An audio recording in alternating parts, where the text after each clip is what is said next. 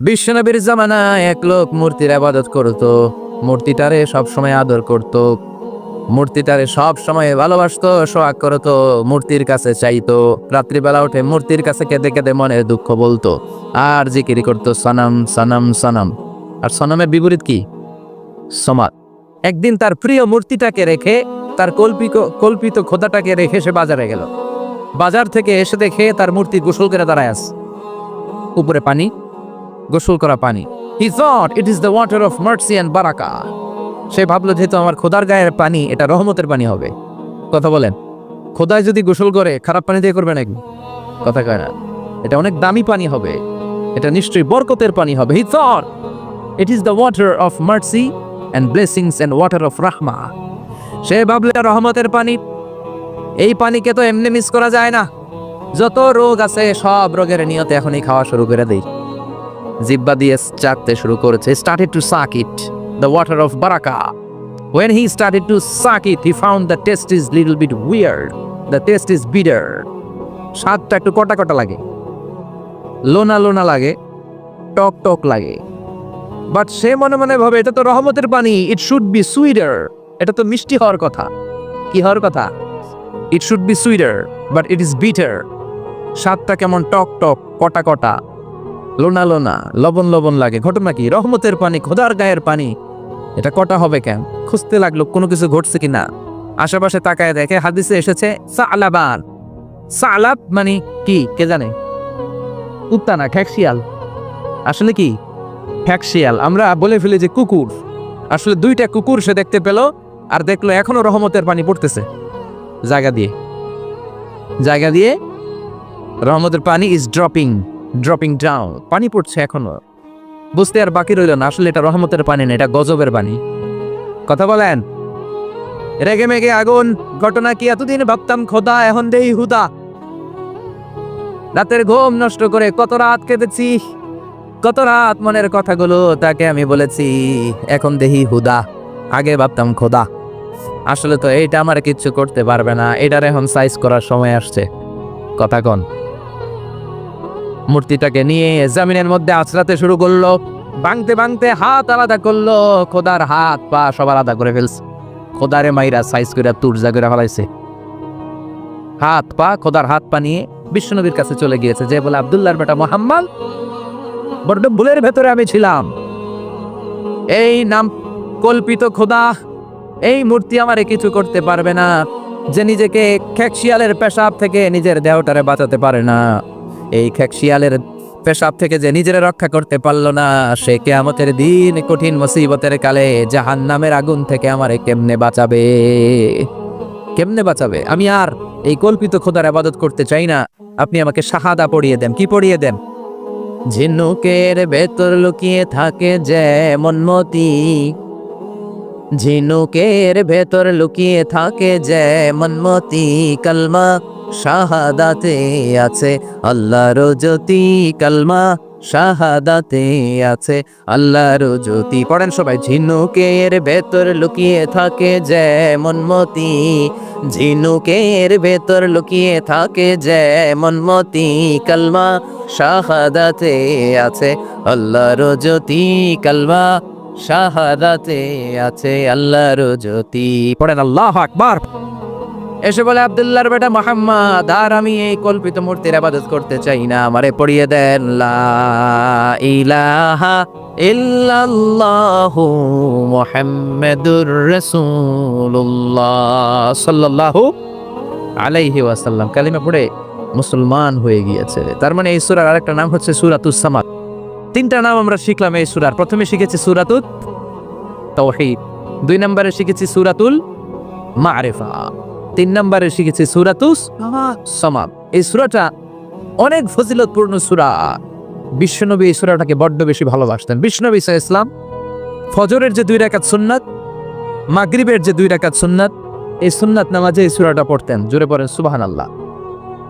আবার যারা হজ উমরা করতে গিয়েছেন, তাওয়াফ করা লাগে, ফরজ তাওয়াফ আছে, নফল তাওয়াফ আছে, 7টা টার্ন করা লাগে। হাজরে আসওয়াদ থেকে শুরু করে আবার হাজরে আসওয়াদ পর্যন্ত 1 চক্কর, এরকম 7টা চক্কর দিলে হয় একটা তাওয়াফ।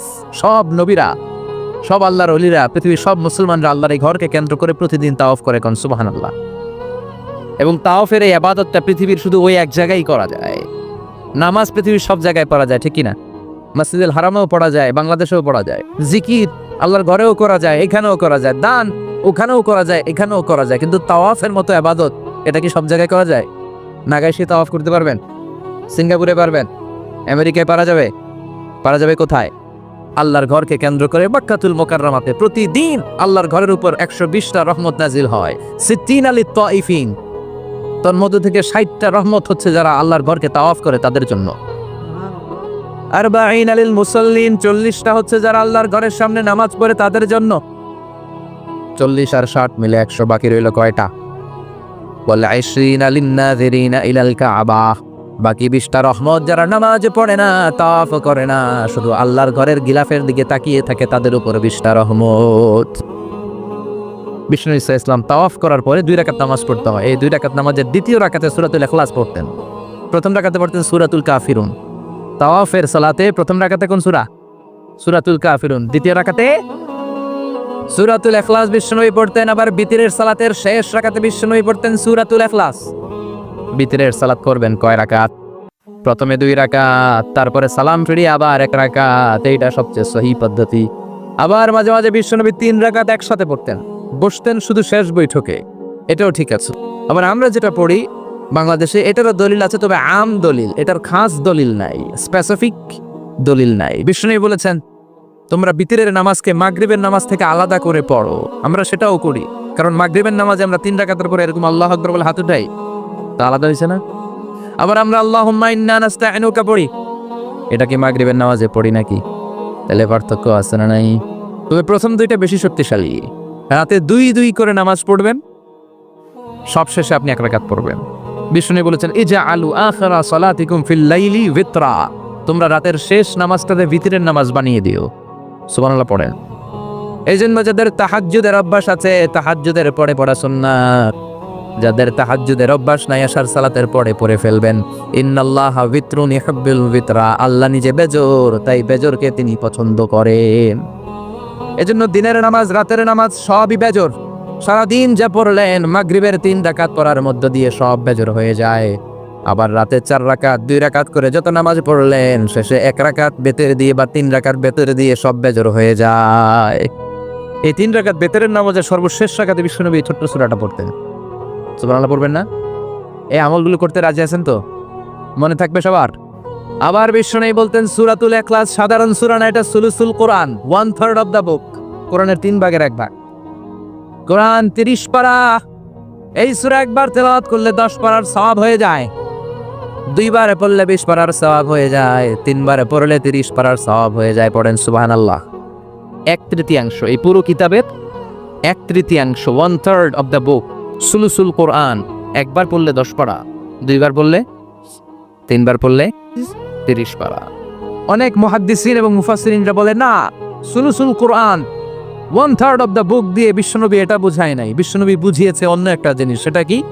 সেটা হচ্ছে পুরো 30 পারা কোরআনের কথাকে যদি আমাকে 3 শব্দে আপনি আমাকে বলতে বলেন যে হুজুর পুরো 30 পারায় আল্লাহ কি বলেছে, আমি বলবো তাওহীদ, রিসালাত, আখিরাত।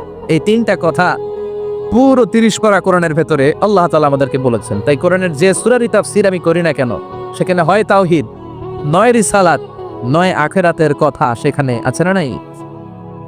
এজন্য পুরো কোরআনের শিক্ষাটাকে প্রেসাইজ করলে, কনসাইজ করলে 3টা শব্দ দাঁড়ায়, তাওহীদ, রিসালাত, আখিরাত। যেহেতু সূরাতুল ইখলাসের ভেতরে তাওহীদের কথা আছে, তার মানে 3 ভাগের 1 ভাগ কথা আছে না নাই? সুবহানাল্লাহ পড়েন। সুলুসুল কোরআন 1/3 অফ দ্য বুক। একবার পড়লে 10 পারা, 2 বার পড়লে 20 পারা, 3 বার পড়লে পুরো কোরআনের খতম। কিংবা যে 3টা মেসেজ আল্লাহ দিতে চেয়েছেন পুরো কোরআন দিয়ে, তার একটা এই সূরার ভেতরে আছে না নাই? চিল্লায় বলেন। আবার বিশ্বনবী মদিনাতে হিজরতের আগে কোবা পল্লীতে মসজিদ বানালেন, মসজিদে কোবা।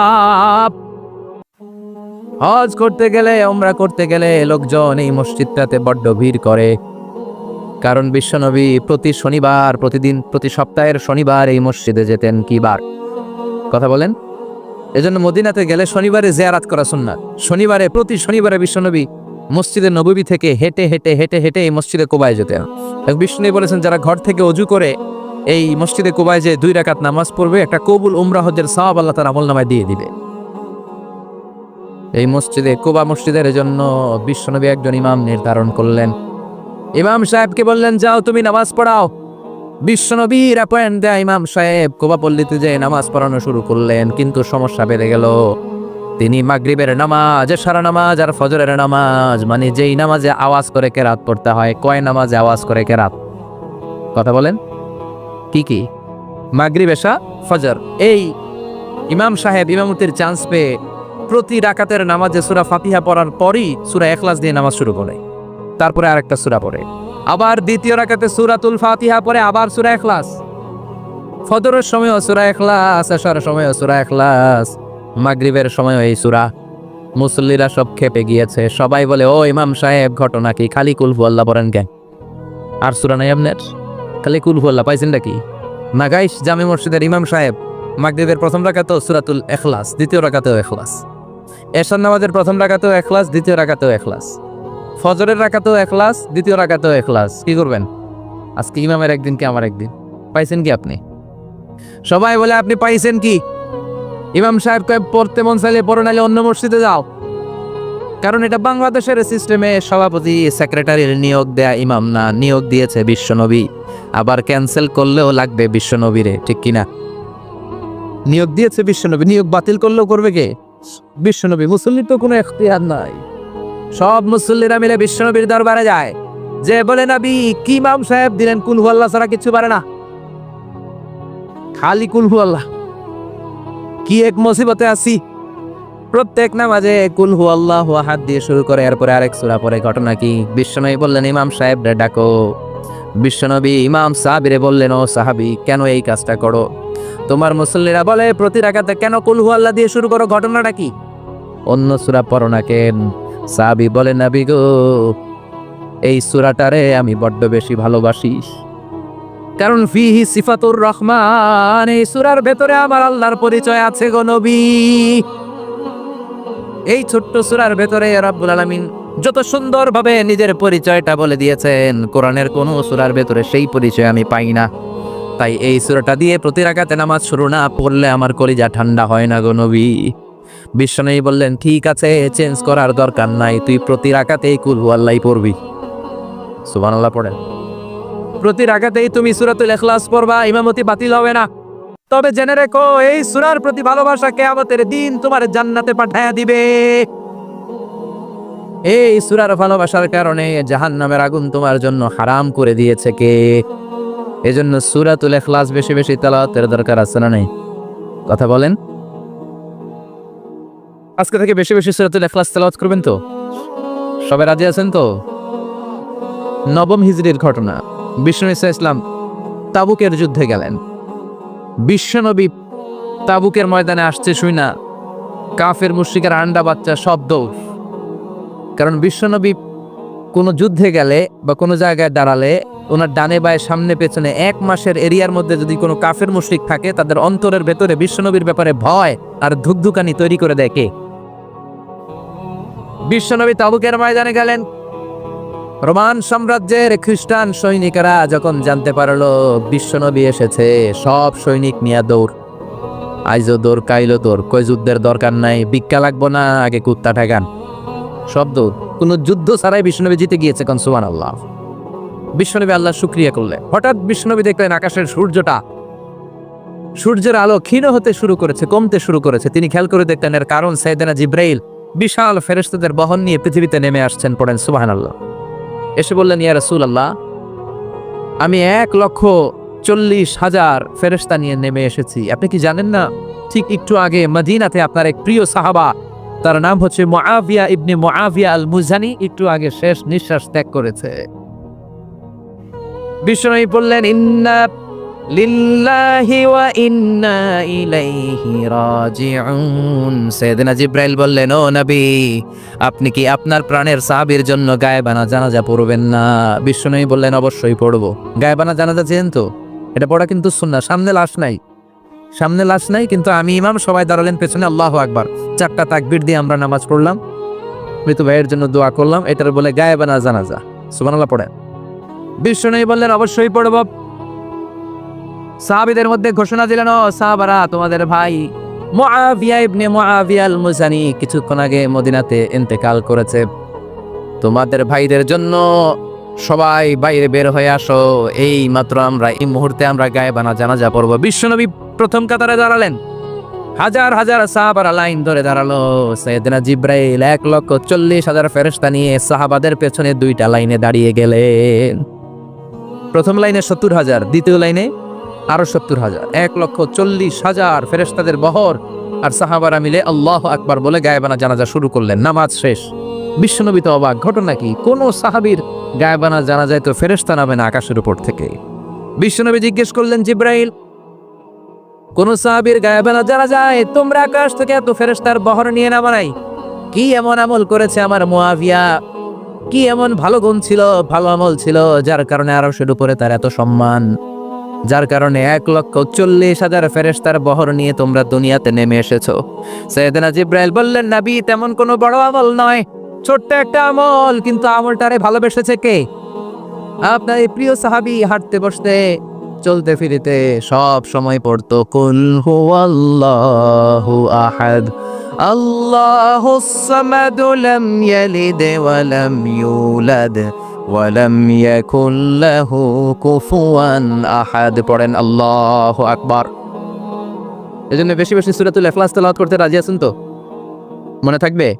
বিষ্ণু ঈসা ইসলাম প্রতিদিন ফজরের নামাজের পরে, মাগরিবের নামাজের পরে, ওয়া ইনদামা ইয়ামশি ইলা ফিরাশিহি, রাতে যখন বিছানায় যাবেন, এই 2 হাতকে একত্রিত করে সূরাতুল ইখলাস পড়তেন, সূরাতুল ফালাক পড়তেন, সূরাতুন নাস পড়তেন, পড়ে হাতে ফু দিতেন। সহিহ হাদিস। ফু দিয়ে এই ফু দেওয়া হাতটা সারা দেহের মধ্যে ইয়াবদাউ বিহিমা রাসাহু, মাথা থেকে শুরু করে পা পর্যন্ত এভাবে মেসেজ করে দিতেন, মালিশ করে দিতেন। সুবহানাল্লাহ পড়েন। This is a protection you take from your lord, from all the bad eyes, evil eyes, সব হিংসুকের চোখ থেকে, হিংসা থেকে, সব জাদুটোনা থেকে, সব ব্ল্যাক ম্যাজিক থেকে আপনি প্রোটেকশন চাইলেন কার কাছে?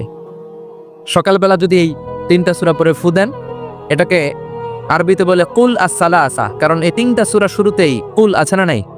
কুল হুয়াল্লাহু আহাদ, কুল আউযু বিরাব্বিল ফালাক, কুল আউযু বিরাব্বিন নাস।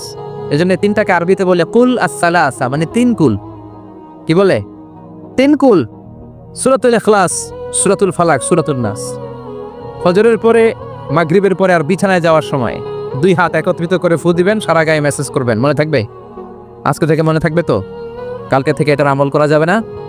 আবার মা এসে বলতেন, আমার যদি স্বাস্থ্য খারাপ লাগতো, নবীর কাছে দোয়া চাইতে যাইতাম, বলতাম, নবী স্বাস্থ্যটা খারাপ, কি করব? বিশ্বনবী বলতেন, তুমিও সূরাতুল ইখলাস, সূরাতুল ফালাক, সূরাতুল নাস পড়ে হাতের মধ্যে ফু দিয়ে সারা দেহে মালিশ করে দাও। সুবহানাল্লাহ পড়েন। বিশ্বনবীর প্রতিদিনকার একটা আমল, দৈনন্দিন একটা আমল। আবার বিশ্বনবী একবার সিজদায় পড়ে আছেন, হঠাৎ করে লাদাগাথু আকরাব, একটা বিচ্ছু পোকা বিশ্বনবীকে কামড় দিল। এটাও সহিহ হাদিস। প্রচন্ড ব্যথা। বিচ্ছু পোকার কামড় যারা খেয়েছেন তারাই জানেন ব্যথা কেমন, বেশি না কম। বিচ্ছু ছিলেন তো? কি বলে না গাইছে? বিচ্ছিয়ে কয় এই বিচ্ছু পোকা কামড় দিয়েছে, প্রচন্ড ব্যথা পেয়েছে বিশ্বনবী। বিশ্বনবী বললেন, লা'নাতুল্লাহি আলাল আকরাব, এই বিচ্ছুর উপর আল্লাহর লানত। মুসল্লিও চিনে না, নবীও চিনে না, কামড় তো দিয়ে বসছে। বিশ্বনবী বললেন, লবণের পানি গরম দাও। লবণের পানি আনা হলো। বিশ্বনবী বললেন আঙ্গুলের মধ্যে ঢালো। পানি ঢালতে শুরু করা হলো, আর বিশ্বনবী পড়তে আরম্ভ করলেন, কুল হুয়াল্লাহু আহাদ আল্লাহুস সামাদ লাম ইয়ালিদ ওয়া লাম ইউলাদ ওয়া লাম ইয়াকুল লাহু কুফুয়ান আহাদ। পড়েন আল্লাহু আকবার। এজন্য সূরাতুল ইখলাস এটা যেন আমাদের দৈনন্দিনকার একটা আমল হয়, প্রতিদিন যেন আমরা এটা পড়ি, তাহলে আমলনামা সওয়াব দিয়ে পূর্ণ করে দিবে কে?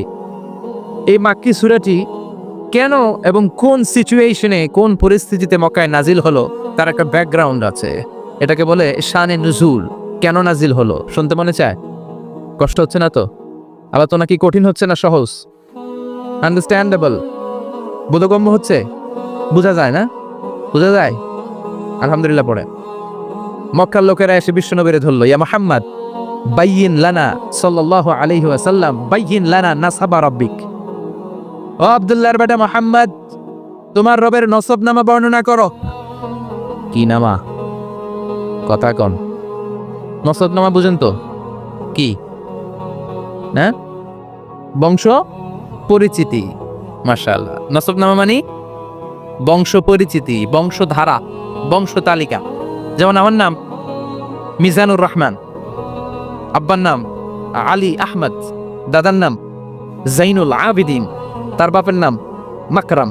এটা আমার বংশ পরিচিতি। তার মানে মিজানুর রহমান ইবনু আলী আহমদ ইবনু জাইনুল আবিদিন ইবনু মাকরাম, এটা আমার নসবনামা। আপনার নাম কি? জালালউদ্দিন ভাই। বাবার নাম ইমতাজ আলী। এর বাবার নাম বুঝলা গেছি। হ্যাঁ, ইনসাফ আলী। তার বাবার নাম খাই ফেলাইছি। আপনার আব্বার নাম মোহাম্মদ আব্দুল লতিফ। দাদার নাম, তার বাবার নাম খাই ফেলাইছি। আমি তো কমপক্ষে 4টা বলছি নাকি? বিশ্বনবীর বাবার নাম আব্দুল্লাহ, তার বাবার নাম আব্দুল মুত্তালিব, তার বাবার নাম হাশেম, তার বাবার নাম আব্দে মানাফ, তার বাবার নাম কিলাব, তার বাবার নাম কুসাই, তার বাবার নাম মুররা, তার বাবার নাম গালেব, তার বাবার নাম ফেহের। এভাবে যেতে যেতে আদনান, যেতে যেতে ইসমাইল, যেতে যেতে তার বাবার নাম ইব্রাহিম, যেতে যেতে যেতে শীস আলাইহিস সালাম, তার বাবার নাম আদম আলাইহিস সালাম। 50 জেনারেশনস, 50টা বংশ পরিক্রমা আছে। 50টা বংশের ব্যবধানে বিশ্বনবী সাইয়েদনা আদমের সাথে মিলে গেছে। পড়েন সুবহানাল্লাহ। তার মানে মুহাম্মদ ইবনে আব্দুল্লাহ ইবনে আব্দুল মুত্তালিব ইবনে হাশেম ইবনে আব্দে মানাফ ইবনে কিলাব ইবনে মুররা, এইভাবে বিশ্বনবীর নসবনামা। কথা বুঝতে পেরেছেন? বিশ্বনবীর কাছে এসে মক্কার লোকেরা বলে, মুহাম্মদ বাইয়িন লানা নাসাবা রাব্বিক, তোমার আল্লাহর নসবনামাটা কও। তোমার আল্লাহর বাবার নাম কি? ওনার বাবার নাম কি? ওনার বাপের নাম কি? ওনার বাপের নাম কি? তার বাপের নাম কি? এরা মনে করছে আল্লাহর নসবনামা আছে। নাউজুবিল্লাহ পড়বেন না? ও মুহাম্মদ, সবসময় আল্লাহর কথা বলো, আল্লাহর দাওয়াত দাও, আল্লাহর সিজদা দিতে বলো, আল্লাহর জিকির করতে বলো, আল্লাহর নসবনামাটা শোনাও। আল্লাহর বাবার নাম কি? দাদার নাম কি? পরদাদার নাম কি? বিশ্বনবী রেগে গেলেন। সাইয়েদনা জিব্রাইল বললেন, ও নবী রাখবেন না, রেগে যাওয়ার দরকার নাই। ওদের প্রশ্নের উত্তর দেওয়ার জন্য ছোট্ট একটা সূরা আরশের উপর থেকে নাজিল করেছে কে? ও নবী, ওদের মুখের উপর আপনি শক্ত ভাষায় বলে দেন, আল্লাহর কোনো নসবনামা নাই, আল্লাহর বাবা দাদা কিচ্ছু নাই। আপনি পড়েন, কুল হুয়াল্লাহু আহাদ আল্লাহুস সামাদ লাম ইয়ালিদ ওয়া লাম ইউলাদ ওয়া লাম ইয়াকুল লাহু কুফুয়ান আহাদ। পড়েন সুবহানাল্লাহ। কুল হুয়াল্লাহু আহাদ। ও নবী, আপনি বলেন, তিনি হলেন আল্লাহ, তিনি হলেন আহাদ, একক, একক। আল্লাহুস সামাদ, তিনি অমুখাপেক্ষী।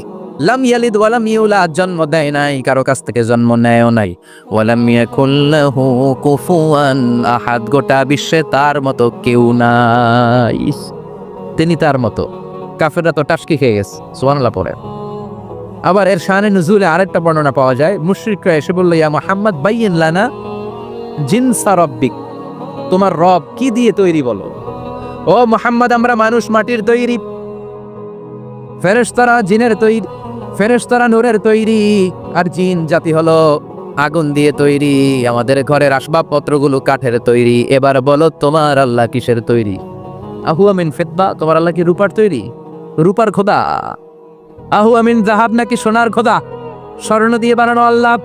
আহুয়া মিন খাশাব, নাকি কাঠ দিয়ে বানানো তোমার আল্লাহ? কি দিয়ে বানানো বলো? বিশ্বনবীর কাছে তখন জিব্রাইল আয়াত নাজিল করলেন আর বললেন, নবী, এদের প্রশ্নের জবাব আপনি এই সূরা দিয়ে পড়েন আর বলেন, কুল হুয়াল্লাহু আহাদ আল্লাহুস সামাদ লাম ইয়ালিদ ওয়া লাম ইউলাদ ওয়া লাম ইয়াকুন লাহু কুফুয়ান আহাদ। পড়েন সুবহানাল্লাহ। এই ব্যাকগ্রাউন্ড ফজিলত সব শুনে সূরাটা একটু নরম হয়ে আসছে না? এখন নরম নরম লাগে না? মনে হয় যে বুঝতেছি, মনে হচ্ছে যে সহজ হয়ে গেছে, ঠিক কিনা? এবার দেখেন অর্থ আরো সহজ। আল্লাহ বললেন, কুল, কুল মানে বলো। কোরআনের যত জায়গায় কুল পাবেন, রব্বুল আলামিন তার পেয়ারা হাবিবকে অর্ডার করছেন, কুল মানে বলো, সে, ও মাই মেসেঞ্জার, সে, বলো। কুল মানে কি? কুল মানে বলো। হে নবী, আপনি বলেন, হু আল্লাহ, তিনি হচ্ছেন আল্লাহ, আর তিনি হচ্ছেন আহাদ, অদ্বিতীয়, এক এবং একক, অদ্বিতীয়। তাহলে প্রথমে বলতে বললেন, ও নবী, আমার সব পরিচয় দেওয়ার আগে আগে নামের পরিচয় দেন। জোরে কোন, ঠিক কিনা? আগে ওদের বলে দেন, আমার নাম হলো আল্লাহ। আমার নাম কি? কুল হুয়াল্লাহ। নবী, আপনি বলেন, তিনি হলেন আল্লাহ। তিনি কে? আল্লাহ বলছেন, ইন্নানি আনাল্লাহু লা ইলাহা ইল্লা আনা ফা'বুদনি ওয়া আকিমিস সালাতা লিযিকরি ইন্নানি আনাল্লাহ, আমি হলাম আল্লাহ। তিনি কে? জোরে বলেন। আল্লাহর নামটা মুখে নিতে কেমন লাগে? আল্লাহর নামটা ডাকতে ভালো লাগে? সবার ভালো লাগে? প্রাণ ভরে যায়, হৃদয় শীতল হয়, ঠান্ডা ঠান্ডা লাগে ভেতরে? তাহলে চিৎকার দিয়ে আল্লাহর ডাক দেন, বলেন আল্লাহ। আর জোরে আল্লাহর ডেকে বলেন ইয়া আল্লাহ। গলা ফাটিয়ে ডাক দেন, বলেন আল্লাহ। আল্লাহ বললেন আমার প্রথম পরিচয় হলো আমি আল্লাহ, আমার নাম হলো আল্লাহ। আল্লাহর নাম রাখছে কে? কথা কন। আমার নাম রাখছে আমার বাবা, আপনার নাম রাখছে আপনার দাদা। কিন্তু আল্লাহর বাবা আছে নাকি? থাকলে রাখতো, দাদা থাকলে দাদা রাখতো। কিন্তু আল্লাহর কি বাপ আছে? দাদা, নানা? আল্লাহর পিসা হুজুর আছে? অনেকের নাম পিসা হুজুরে রাখে, আছে না নাই? দোয়ার জন্য, হুজুর আমি আপনার মরিদ হুজুর, আমার একটা ছেলে হয়েছে, আপনার নাম রাখা দেন। পরে বলে যে পিসা হুজুরের নাম রাখছিল, নাগাইশের পিসাব মোস্তাক ফয়জি সাহেব নাম রাখছিল আমার ছেলের, আছে না নাই? আল্লাহর এরকম পিস সাহেব আছে নাকি? আল্লাহর দাদা বাবা আছে নাকি? এজন্য আল্লাহ বলেন আমার নামটা আমি আল্লাহ নিজেই রেখেছি। পড়েন সুবহানাল্লাহ। আবার এই পৃথিবীতে আল্লাহ ছাড়া আর কারো নাম কোনোদিন আপনি আল্লাহ শুনেছেন নাকি? শুনে থাকলে হাত তোলেন। শুনছেন? বাংলাদেশে কত মানুষ? 16 কোটি, 17 কোটি, 18 কোটি? কইতে থাকেন 20 কোটি নিয়ে যান এমনি। আসলে কয় কোটি? 18 কোটি মনে হয় বর্তমানে। 16 কোটি তো অনেক আগের হিসাব। 18 কোটি মানুষ এই দেশে। এই 18 কোটি মানুষের মধ্যে কারো নাম আল্লাহ শুনছেন? কথা কন। আমেরিকাতে, এত বড় মহাদেশ, পুরো আমেরিকায় কারো নাম আল্লাহ? গোটা বিশ্বে আরেকজনের নাম আল্লাহ আছে? এমনকি ফেরাউন, সেও নিজের আল্লাহ বলে নাই। ফেরাউনের মতো এত কুখ্যাত ইন্টারন্যাশনাল সন্ত্রাসী হাসে। ফেরাউন ইন্টারন্যাশনাল কুখ্যাত সন্ত্রাসী না? সে কুখ্যাত সন্ত্রাস। এই সন্ত্রাসীটাও, খেয়াল রাখবেন, নবীদের সাথে যারা বিরোধিতা করেছে তারা সন্ত্রাস, আর নবীরা ছিল মুজাহিদ। চিল্লায় বলেন ঠিক কিনা? তার মানে বিশ্বনবী ছিলেন মুজাহিদ। এবার সন্ত্রাসীটার নাম বলেন। আবু জাহেল। মুসা আলাইহিস সালাম ছিলেন মুজাহিদ, তাহলে সন্ত্রাসটার নাম বলেন। ইব্রাহিম আলাইহিস সালাম ছিলেন মুজাহিদ, তাহলে সন্ত্রাসটার নাম বলেন। তার মানে হকের পক্ষে যারা তারা সবাই মুজাহিদ, আমরাও মুজাহিদ। চিল্লায় বলেন ঠিক কিনা? কল্যাণের কথা যারা বলে তারা মুজাহিদ, অন্যায়ের দিকে যারা ডাকে তারা সন্ত্রাস। কোটা বিরোধী আন্দোলন যে যুবক ছেলেগুলো করেছে ওরা মুজাহিদ, ওদের বিরোধিতা যারা করেছে ওরা সন্ত্রাস। নিরাপদ সড়ক চাই আন্দোলন যে ছেলেগুলো করেছে এক একটা মুজাহিদের বাচ্চা, ওদের বিরোধিতা যারা করেছে এক একটা কুখ্যাত সন্ত্রাস। এজন্য হকের পক্ষে যারা থাকবে, ইসলামের পক্ষে যারা থাকবে, ন্যায় নীতি সাম্যের পক্ষে যারা থাকবে তারা মুজাহিদ। বাই ডিফল্ট এগুলো মুজাহিদ। চিল্লায় বলেন ঠিক কিনা? আর বিরোধিতা যারা করবে সন্ত্রাস, কুখ্যাত ইন্টারন্যাশনাল সন্ত্রাস। ফেরাউনও তার নাম আল্লাহ রাখে নাই, সে তার নাম দিছিল আমি তোমাদের বড় রব। কি দিছিল? فحشر فنادى فقال انا ربكم الاعلى। বিশাল একটা গ্যাদারিং করে সবার সামনে কয় আমি বড় খোদা। আমি কি? আমি বড় খোদা, রব্বুকুমুল আ'লা, তোগো বড় রব, কিন্তু আমি আল্লাহ। এটা কইছে? কথা বলেন। তার মানে আল্লাহ এক পিস। আল্লাহর সত্তাটা শুধু একজন, মহাবিশ্বের নিয়ন্ত্রণকারী একজন, বিপদে আপদে সাহায্য করতে পারেন একজন, গোটা ইউনিভার্সটাকে, এই বসুন্ধরাকে, এই মহাবিশ্বটাকে দূর থেকে নিয়ন্ত্রণ করেন একজন। তিনি কে? এজন্য আল্লাহ বলেন গোলাম আমারে আল্লাহ বলে ডাকো কিংবা রহমান বলে ডাকো, কোনো সমস্যা নাই। সুবহানাল্লাহ। কলিতে আল্লাহ আও ইদউর রহমান আইয়াম্মা তাদউ ফালাহুল আসমাউল হুসনা। আমারে আল্লাহ বলে ডাকো কিংবা রহমান বলে ডাকো, আমি কিন্তু মাইন্ড করি না। আল্লাহ মাইন্ড করে? কথা কন। ওনারা আল্লাহ বললেও উনি খুশি, ওনারা রহমান ডাকলেও ওনার অনেকগুলো সুন্দর সুন্দর নাম আছে। তাহলে বোঝা গেল আল্লাহ হচ্ছে ওনার জাতি নাম। কি নাম? কথা বলেন। আরো সিফাতি নাম আছে, সুন্দর সুন্দর আরো 99টা নাম আছে না নাই? বিশ্বনবী বলেন ইন্নালিল্লাহি 99 ইসমা। আল্লাহ নাম ছাড়া আল্লাহর আরো 99টা চমৎকার চমৎকার নাম আছে। মান আহসাহা দাখালাল জান্নাহ। যেই নামগুলো সিনার ভিতরে রাখবে জাহান্নামের আগুন তার জন্য হারাম করে দিবে কে? ওই তার মানে বোঝা গেল ওনার আসল নাম আল্লাহ। চিল্লায় বলেন আসল নাম কি? আরো জোরে বলেন আসল নাম কি? আবার আল্লাহ নামটা এত মজার নাম। এই নামের 4টা অক্ষর, প্রতিটা অক্ষর যদি আলাদা করেন কোরআনের পরতে পরতে পরিচয় আছে না নাই? আল্লাহ লিখতে কয়টা অক্ষর? সবাই বলেন। আলিফ লাম লাম হা। সবাই বলেন আলিফ আলিফ। আরো জোরে আলিফ আলিফ লাম লাম হা। আল্লাহ দিয়ে আল্লাহ কোরআনের পরিচয় দিয়েছেন আল্লাহু নূরুস সামাওয়াতি ওয়াল আরদি মাসালু নূরিহি কামিশকাতিন ফিহা মিসবাহ। সুবহানাল্লাহ। এবার আলিফ লাম লাম হা, আলিফ বাদ দিলে থাকে লিল্লাহ। লিল্লাহ দিয়ে পরিচয় আছে না নাই? লিল্লাহি মা ফিস সামাওয়াতি ওয়া মা ফিল আরদি ওয়া হুয়া বিকুল্লি শাইইন আলিম। এবার লিল্লার লামটা যদি কেটে দেন থাকে লাহু। লাহু দিয়ে কোরআনে পরিচয় আছে না নাই? একটা দুইটা? কথা বলেন। লাহুল মুলকু ওয়া লাহুল হামদু ওয়া হুয়া আলা কুল্লি শাইইন কাদির। এবার লাহুর লামও যদি বাদ দিয়ে দেন থাকে হু। হু দিয়ে কোনো পরিচয় নাই। এটা দিয়ে পরিচয় আছে। পড়েন হুয়াল্লাহুল্লাযী লা ইলাহা ইল্লাহু আলিমুল গায়বি ওয়াশ শাহাদাতি হুয়ার রহমানুর রহিম। চিল্লায় পড়েন আল্লাহু আকবার। আর জোরে আল্লাহু আকবার। আবার এই নামটা এমন নাম যে নাম আমরা বিপদে পড়লে জপি। পেটে ব্যথা হলে ডাকি কারে? ডায়রিয়া হইলে ডাকি কারে? তুফান ছুটলে ডাকি কারে? ভূমিকম্পে ডাকি কারে? বন্যা শুরু হইলে ডাকি কারে? ফাইযা রাকিবু ফিল ফুলকি দা'উল্লাহ মুখলিসিনা লাহুদ্দিন ফালাম্মা নাজ্জাহুম ইলাল বাররি ইযা হুম ইউশরিকুন। আল্লাহ বলে আমার কিছু গোলাম আছে সাগরের মাঝখানে যদি তুফানে পড়ে আমারে ডাকে, তুফান চলে গেলে আমারে গালি দেয়। এরকম ডাকাইতাছে না নাই? সবসময় ডাকতে হবে কারে? বিপদে আপদে, সকালে বিকালে, শীতকালে গ্রীষ্মকালে জিকির হবে একজনের নামে। চিল্লায় বলেন তিনি কে? আবার আল্লাহ নামটা এমন নাম এটার বহুবচন হয় না। হয় নাকি? দ্বিবচন হয় না, স্ত্রীলিঙ্গ হয় না? হয়। আল্লাহর স্ত্রীলিঙ্গ আছে, বহুবচন আছে, কিন্তু ঈশ্বরের স্ত্রীলিঙ্গ আছে না নাই? কথা কন কি? ঈশ্বরী। ভগবানের, আপনাদের এখানে আসার সময় মনে হয় দেখলাম ভগবান হাই স্কুল বা ভগবান প্রাথমিক বিদ্যালয় ব্রাহ্মণপাড়া। কি নাম? ভগবান হাই স্কুল। ভগবতী নাই? নাই। আহা, ওদের ভগবান হয়, ওদের ভগবতী হয়, ওদের গড হয়, ওদের গডেস হয়, ওদের ঈশ্বরী হয়, ওদের ঈশ্বর হয়। আল্লাহর কোনো পরিবর্তন আছে নাকি? চিল্লায় বলেন আল্লাহ একজন, তার কোনো পরিবর্তন নাই।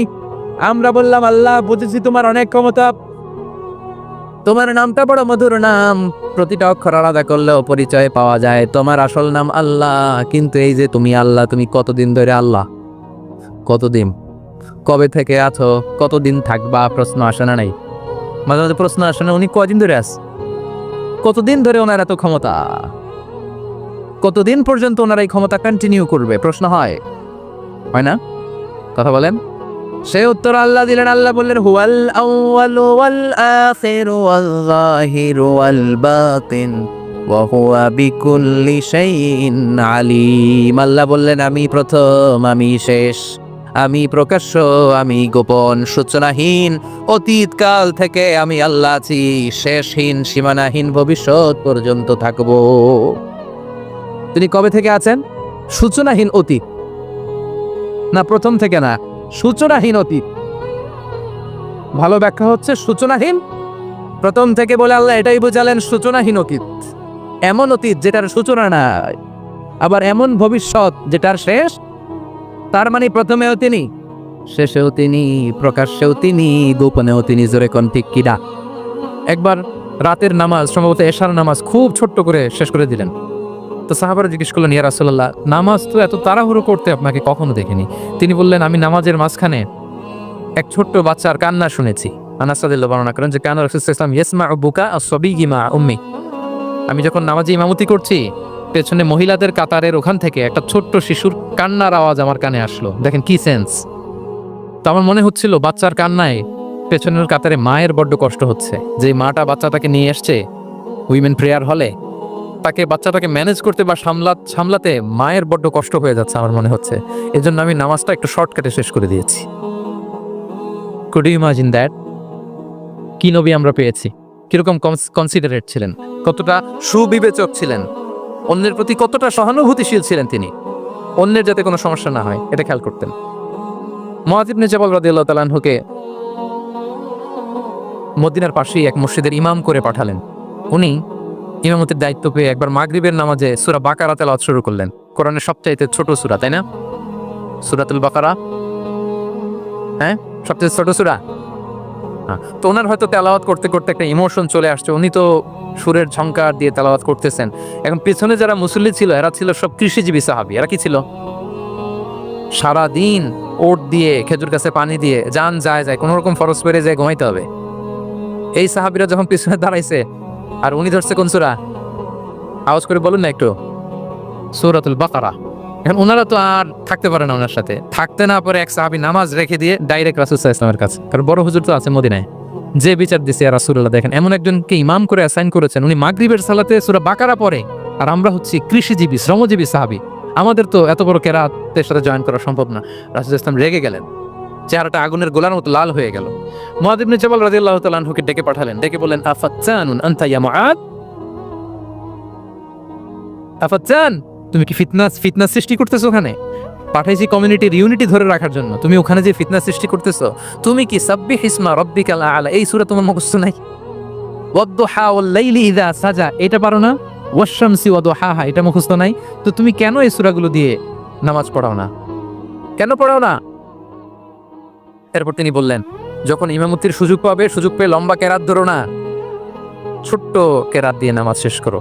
কেননা তোমার পেছনে বয়স্করা আছে, মুরব্বীরা আছে, অসুস্থরা আছে। জাল হাজা, তার একটা জরুরি কাজ পড়ছিল, যাচ্ছিল, হঠাৎ মাগরিবের আজান, ভাবলো রাস্তার পাশে যেহেতু আজান দিছে নামাজটা পড়ে নেই। নামাজে ঢুইকা দেখছে আপনি সূরা বাকারা ধরছেন, তো বেচারা কি কাজ করবে না কি করবে? আর তার তো নিয়ত ছিল ফরজ নামাজটা পড়ি যে বাস ধরবো, এখন আপনি ধরছেন কোন সূরা? বাকারা।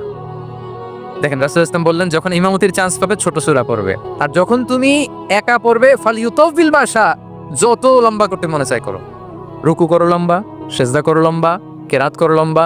রাসূল ইসলাম তো রাতে আধা ঘন্টা 40 মিনিট প্রথম রাকাতে কেরাত পড়তেন, এরপরে আবার 40 মিনিট রুকুতে থাকতেন, রুকু থেকে দাঁড়ায় আবার 40 মিনিট, আবার সেজদায় যেয়ে 40 মিনিট, এরপরে সেজদা থেকে 2 সেজদার মাঝখানে আবার 40 মিনিট, 2 রাকাত দিয়ে এরকম রাত শেষ করে দিচ্ছেন। তো আপনার লম্বা যদি পড়তে মনে চায়, আপনি তো আপনার ব্যক্তিগত নফল সালাতে এভাবে লম্বা করবেন। কিন্তু আমাদের হয়ে গেছে উল্টা, একাকী নামাজ, কোনো রকম রুকু সেজদা, এরকম হয়ে গেছে না অনেকটা। কিন্তু ইমামতির সুযোগ পেলে মাশাআল্লাহ, আল্লাহু আকবার, এইবার শুরু হয়েছে শাইখ সুদাইসির কণ্ঠে এই লম্বা করে। এখন পেছনে মুসল্লিদের কি দশা ওইটা আর আমরা খেয়াল করি না।